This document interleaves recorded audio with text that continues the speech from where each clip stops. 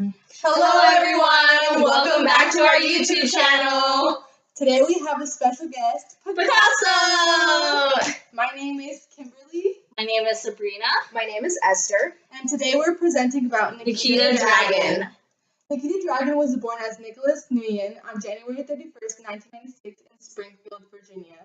When she joined YouTube in 2013, she created the screen name Nick Dragun and began to upload makeup videos, which she is famously known for today. So she came out as being a transgender woman in 2015 after moving to LA and legally changed her name to Nikita Dragun. She's gained 2.3 million followers on YouTube and 4.6 million followers on Instagram as of May 8th, 2019.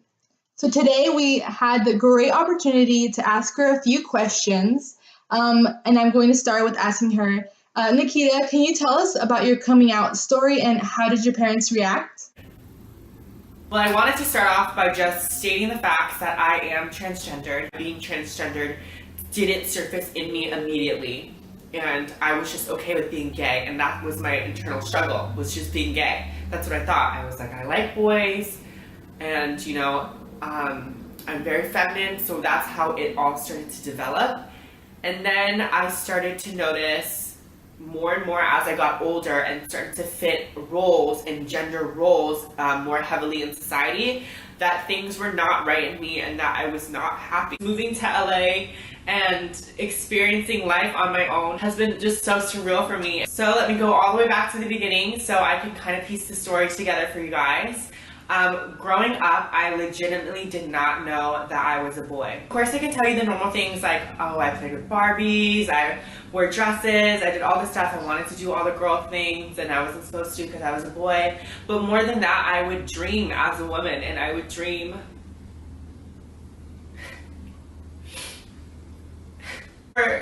constantly feeling that something wasn't right, even at that early age. I think the reason why I'm crying so much and I feel so emotional right now is because I've never really thought about my journey, and I'm at this point right now that I never thought I'd be able to get to. So I'm gonna try my best to get through this. I feel like I have accomplished so much, and this is why I feel so emotional right now, because I'm at that point where I just realized that I made it. I found myself. Thank you so much for sharing that with us, Nikita. I know that you've come such a long way and we're all so proud of you. Thank you. So our next question is about your transition from male to female. Can you tell us a little bit about what that was like and what you went through? I'm actually going through with my facial feminization surgery. If you guys remember, I've been talking about this pretty much forever on my channel. I've mentioned it so many times, especially in my transgender Q&A videos. But basically, facial feminization surgery is when they go in and make tiny little tweaks on your face to make it a little bit more feminine. And I know the second I say that, everyone's gonna be like, your face is so feminine, your face is perfect, your face is more feminine than mine. Like, everyone always says that when I specifically say that, but at the end of the day, it's really my decision. It's little tweaks that I'm getting to myself to really live an ultimate and better life. But basically, male and female faces are two different things. There are certain things that males have that females don't have, and vice versa.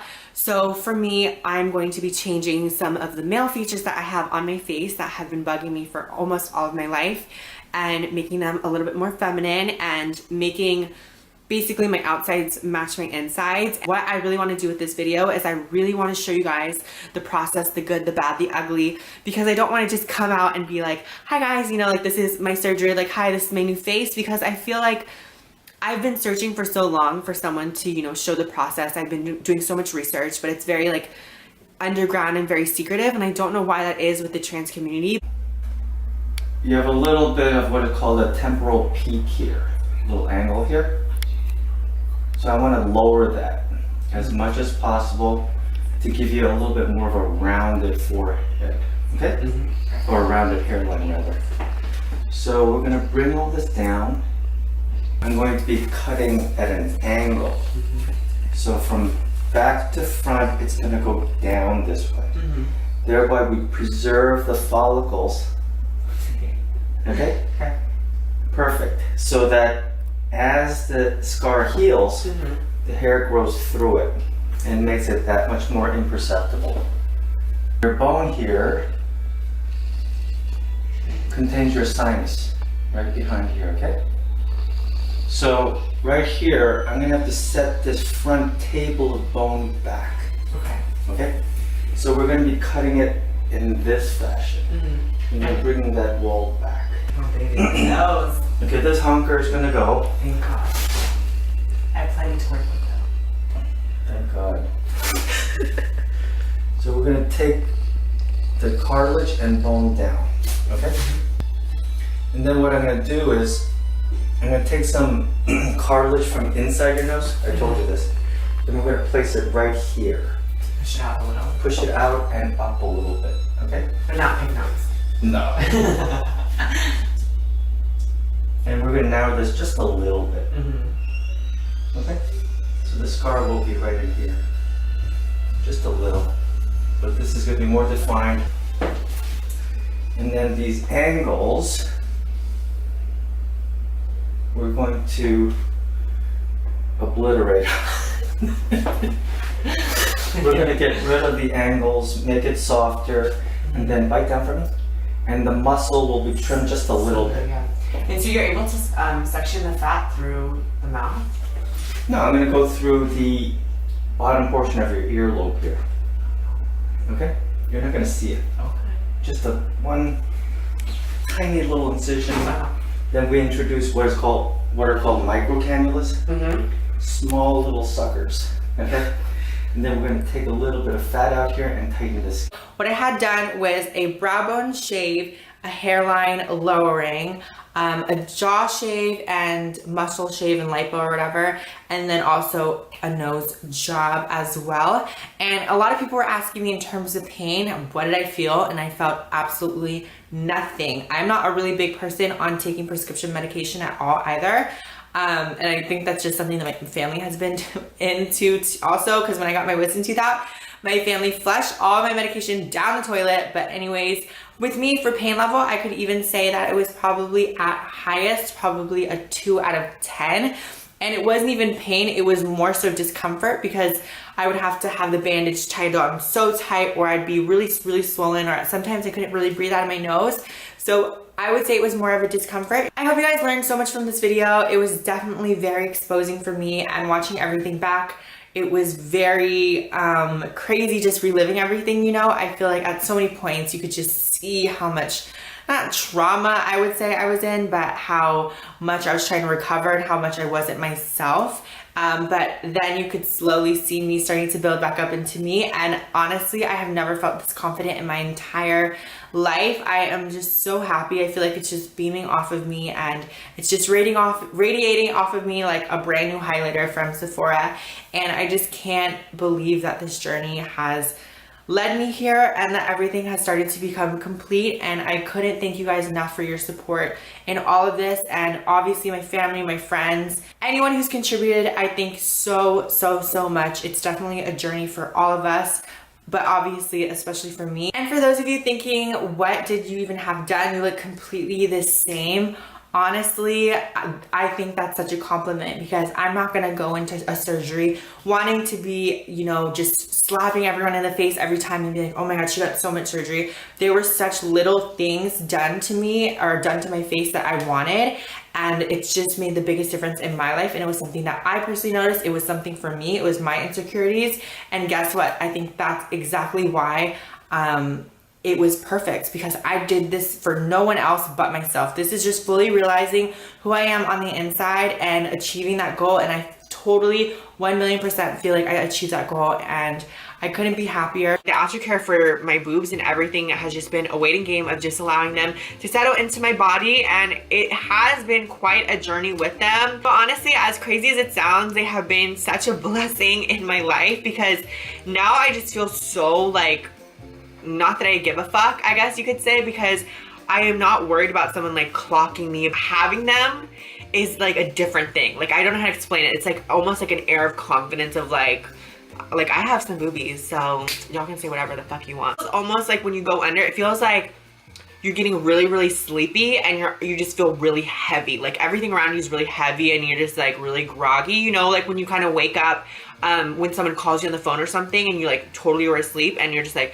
hey, what's up? And you're kind of like just groggy and you're not really like understanding. It gets you into that mode of just like, oh, no. And I remember I was just like talking, I don't even know what I was talking about. I was talking about probably some instance at the club. But of course, in my last breath, I was able to scream out, make me cut. When I woke up from surgery, I just remember feeling like, oh, it was just a feeling of pressure. It just felt like I had worked out so much. I was just sore. I just felt like this just unbelievable force against my chest. I do remember waking up and hearing things. That's how it always usually is. Like I'm able to hear everything. And I remember too, I was like, oh my God, did they put a tube down my throat? That was the first thing I mentioned because my throat just felt so dry and so like rough. And I was like, oh my God, did they put a tube down my throat? And she was like, yes, they did. And I remember just starting to shake. That was the first thing that happened. I just started shaking crazily because when the anesthesia starts to leave your body, that's just kind of like the first thing. And I just remember being so cold and just shaking so violently. And my boobs were like rock solid, you know, like I'm just like up against my chest. I mean, it definitely hurt, but it wasn't an excruciating pain. It was more, I guess, of a discomfort than anything. Thank you so much for sharing that with us. You are truly an inspiration. So our last question we have for you, Nikita, is, have you ever experienced any situations of discrimination for being a transgender woman? If so, what happened and how did you feel about it? First instance happened when I was using the women's restroom in my high school, and one of my teachers saw me and had called security on me. I was put in detention. I was completely ridiculed by not only the faculty but also some of the student body, and I just remember feeling so alone and unprotected, and I felt that the school actually had rules against it and that there was nothing I could do. I never even told my parents about it, and in that moment I just wanted to shut down, and I can't even imagine the things that I would have done in the situation. That's why I do want to speak up today and fight for my protections as a trans student and as a trans kid. And I want to voice the fact that I want to be protected. I want equality. I just remember the discrimination I would face just using a public restroom. I did live in a more liberal space, but there was such a feeling of utter anxiety and horror just thinking about using the public restroom. And I think that's something that no one or no kid has to face. High school and school is already so hard as it is. Having to even feel like you can't use a restroom, that is just so inhumane to me. I was going to a public high school only 2 years ago. Now I am in college. And I just remember having to face that utter dread. It was almost like an elephant in the room when I had to use the restroom. I remember walking 5 minutes to the other side of the school just to use a bathroom, which I knew that no one would use. It was definitely extremely taboo for me to even try to use the women's restroom, so I was pretty much forced in using the male restroom at the time. And I remember just listening and trying to be very observant of who was in the bathroom because I wanted it to be absolutely empty for me to enter it. And even when I was lucky enough to get inside of the men's restroom and it be completely clear with no one else in there, I remember when I would be in there and someone would obviously walk in, I would just have to sit there and wait and wait and wait for the coast to pretty much be clear because I was in horror to be embarrassed. And it honestly still haunts me today, the ridicule that I would face, not only from the students, but also from the teachers and the staff. And there was no protection for me and for me to use the female restroom. I just remember feeling so alone that I didn't exist, that I didn't even have the common equality that all the other kids have, that no one else was worried about using the restroom in school. And I had to face the shocking horror every single day. Nikita, I'm so sorry you had to experience situations like that at your age, but I'm glad that despite everything that has happened, you still remain strong and confident in who you are. Thank you, Nikita Dragun, for taking time out of your busy schedule to answer our questions. Now, we will continue to share a little more about her impact on the LGBTQ community and her controversies. One of Nikita's greatest and biggest controversies that went viral was with the Victoria's Secret's Chief Marketing Officer, Ed Razek, due to his comment about transgenders. In an interview, Ed Razek said that transgender women should not be in the Victoria's Secret show because the show is all about fantasy. The show is a 42-minute entertainment special and is the only one of its kind in the world. However, Nikita Dragun felt that she needed to take actions into her own hands and decided to clap back to Ed Razek's comment. Dear Victoria's Secret, you said trans women can't sell the fantasy, so here I am as a trans woman selling the fantasy. Everyone is beautifully unique.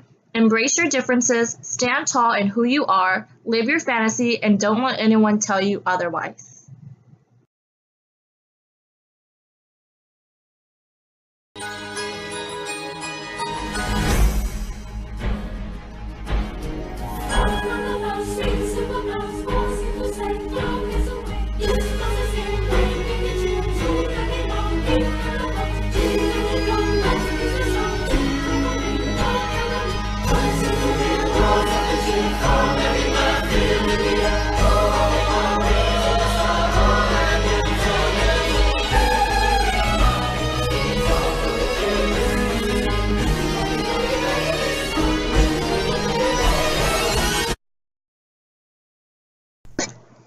Nikita's YouTube and Instagram accounts have gained so much attention that she decided to launch her own makeup line known as Dragun Beauty. What's so special about this makeup line is that it's designed to help transgender individuals feminize their face. Some of her products, such as the Transformation Face Powder, can be used to contour and reshape facial structure to look more feminine. Another product, called the Color Corrector, is cleverly used to conceal facial hair. This is the first major makeup brand created by a transgender woman. This, combined with her influence as a YouTuber and Instagram influencer, shows how important Nikita's role in the transgender community has become. So I was born a boy, male, and it was very difficult for me because when I was growing up, I had no idea that I was a boy until someone pointed it out. People wanted me to act a certain way. They were putting labels on me. They wouldn't let me, play with the girls or do the girl things because all of a sudden they're girl things and, boys can't like certain things that girls like or, have aspects of femininity. So makeup and I have had a very close relationship because through makeup, I've been able to embody and find my femininity. Going through this process of transforming, I've learned so much about myself, and I feel like that confidence has only grown because I know who I am.